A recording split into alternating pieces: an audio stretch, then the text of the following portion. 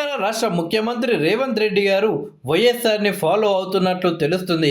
వైఎస్ఆర్ జయంతి సందర్భంగా ఆయన సేవలను సీఎం రేవంత్ కొనియాడారు. పాలనలో ఆయన్ను ఆదర్శంగా తీసుకోవాలని సూచించారు. ఆయన సీఎంగా ఉన్నప్పుడు ప్రతిరోజు సాయంత్రం 2 గంటల పాటు పార్టీ ఎమ్మెల్యేలు, ఎమ్మెల్సీలు, ఎంపీలు, ఇతర ప్రజాప్రతినిధులకు సమయం కేటాయించేవారు. ఆ సమయంలో లీడర్లు వైఎస్ను కలిసి తమ సమస్యలను వివరించేవారు. ప్రభుత్వ పథకాల అమలు తీరుతో పాటు ఇంటర్నల్ పాలిటిక్స్ అంశాలపై స్వేచ్ఛగా చెప్పుకునేవారు. వాటన్నిటిని ఓపికగా విని కొన్ని రోజుల్లోనే పరిష్కారం చూపేవారు. దీంతో వైఎస్ఆర్ పట్ల లీడర్లకు విడదీయలేని బంధం ఏర్పడింది.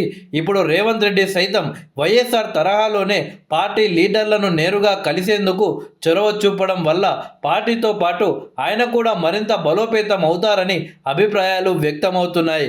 10 ఏళ్ల పాటు సీఎంగా ఉన్న కేసీఆర్ గారు పార్టీ ఎమ్మెల్యేలు, ఎమ్మెల్సీలు, ఎంపీలను నేరుగా కలిసేందుకు ఇంట్రెస్ట్ చూపలేదు.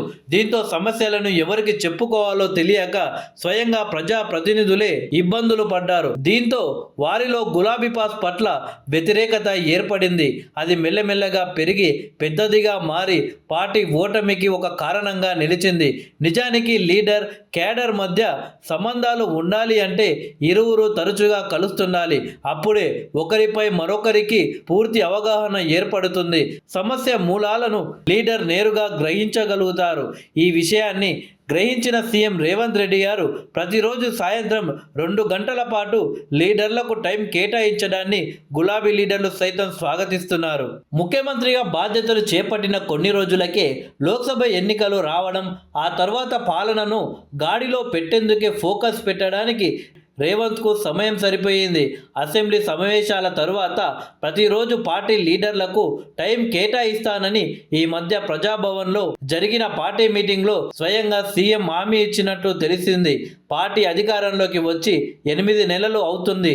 ఈ కాలంలో సీఎం రేవంత్ను ఎమ్మెల్యేలు, ఇతర ప్రజాప్రతినిధులు నేరుగా కలిసే ఛాన్స్ లేదు.